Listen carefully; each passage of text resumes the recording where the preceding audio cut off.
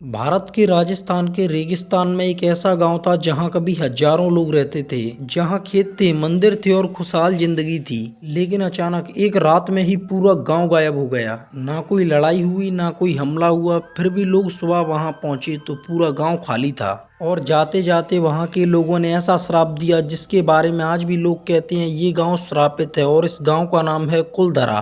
आज से लगभग 700 साल पहले ये गांव बिल्कुल अलग था। यहाँ पालीवाल ब्राह्मण रहते थे। वे बहुत बुद्धिमान और मेहनती थे। रेगिस्तान में भी उन्होंने ऐसी तकनीक बनाई जिससे पानी बचाया जा सकता था। उन्होंने बारिश के पानी से एक ऐसी प्रणाली बनाई जिससे खेती होती थी। धीरे धीरे यहाँ एक गाँव बस गया, उसका नाम था कुलधरा। कुलधरा अकेला गांव नहीं था, उसके पास पालीपाल ब्राह्मणों के 84 गांव बसे हुए थे।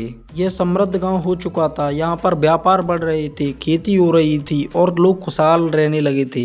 लेकिन इस खुशहाली पर जल्दी एक बुरी नजर पड़ने वाली थी। उस समय जैसलमेर राज्य में एक शक्तिशाली दीवान था, उसका नाम था सलीम सिंह। वो बहुत लालची और क्रूर माना जाता था। लोग उससे डरते थे। कहा जाता है वो अपने फायदे के लिए कुछ भी कर सकता था।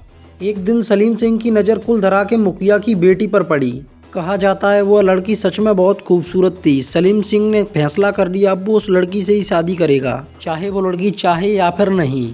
सलीम सिंह ने गांव वालों के लिए एक संदेश भेजा और उसने कहा अगर उस लड़की की शादी मुझसे नहीं हुई तो वो पूरे गांव पर भारी टैक्स लगाएगा और गांव को बर्बाद कर देगा। गांव वालों के सामने बहुत बड़ा संकट खड़ा हो गया। उस रात कुलधरा के बुजुर्ग और मुखिया एक गुप्त बैठक में इकट्ठे हुए। सब गांव वालों के सामने एक ही सवाल था, क्या वो अपनी बेटी को उस क्रूर दीवान के हवाले कर दें या फिर सब कुछ छोड़ दें।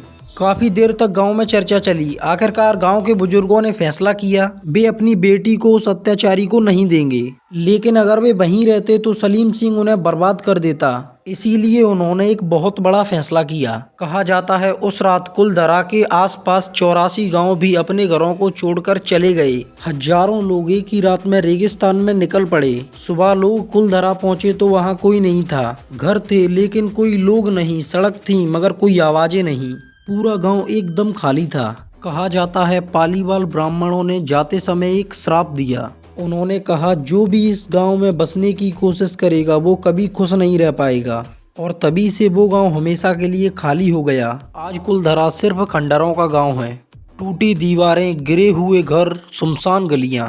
दिन में यह एक ऐतिहासिक जगह लगती है, लेकिन जैसे ही सूरज ढलता है तो यही जगह डरावनी लगती है। कई लोग कहते हैं कि रात में यहाँ अजीब आवाजें सुनाई देती हैं। कुछ लोगों ने कहा उन्हें यहाँ कदमों की आवाजें सुनाई देती हैं। कुछ लोगों ने दावा किया उन्हें यहाँ परछाइयाँ भी चलती हुई दिखाई देती हैं। हालांकि इन दावों का कोई पक्का सबूत नहीं है। कई पैरानॉर्मल टीम ने जांच भी की है।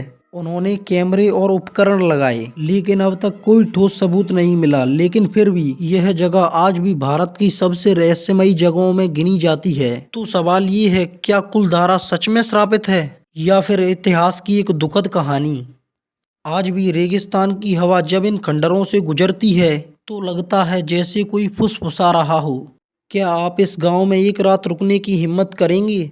आपको क्या लगता है, क्या यह जगह सच में श्रापित है या फिर नहीं? कमेंट में जरूर बताना।